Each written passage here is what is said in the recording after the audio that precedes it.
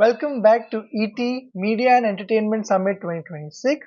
I'm joined here by Vinit Karnik from WPP Media, who has just come off stage after a scintillating conversation. Welcome, Vinit. Thanks.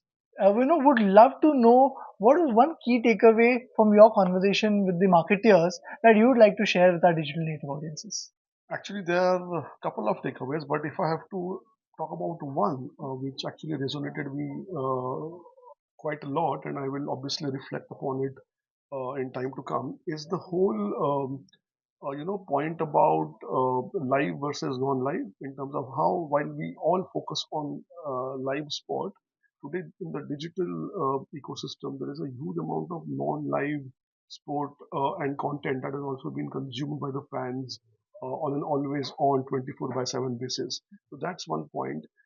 Having said that, what also made a lot of sense to me was about how diverse brand categories and marketeers are using sports and particularly cricket in a very different way. So to give an example, while we all spoke about or think about branding, but how the needle is moving from branding to performance marketing, and how we are able to target consumer in a very unique, creative way. So these are a couple of points which really stood out for me in today's session. Absolutely. The aspect about non-live sports consumption Yeah. is a fascinating revelation. Would love to know going into 2026, as you know, it's a packed sporting calendar, but what excites you as a media vehicle and the marketing opportunity it represents for brands? I think 2026 itself excites me quite a lot because obviously it's a very packed calendar as rightly you said.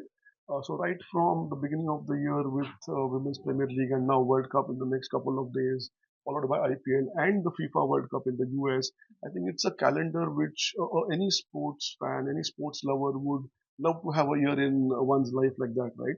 So from a media perspective, I think prioritizing what a marketing or a brand objective is depending upon seasonality, depending on the calendar, and what do you want to say as a messaging to your consumers. I think there are plethora of opportunities available through connected TV, through television, through digital, through OTT, multiple different platforms from a live perspective. And like we said, I think a non-live segment also gives a lot of opportunities because today, whenever we are watching something live, whether in a stadium or in a homes, your second screen is always on. And what do you do with that second screen while you are watching live sport is also very important. So great, exciting times, exciting year ahead, and really looking forward to it. Fantastic. Always a pleasure to hear your insights on the sports ecosystem. Thank you very much. Thanks Thank, for having me. Thank thank you. you so much.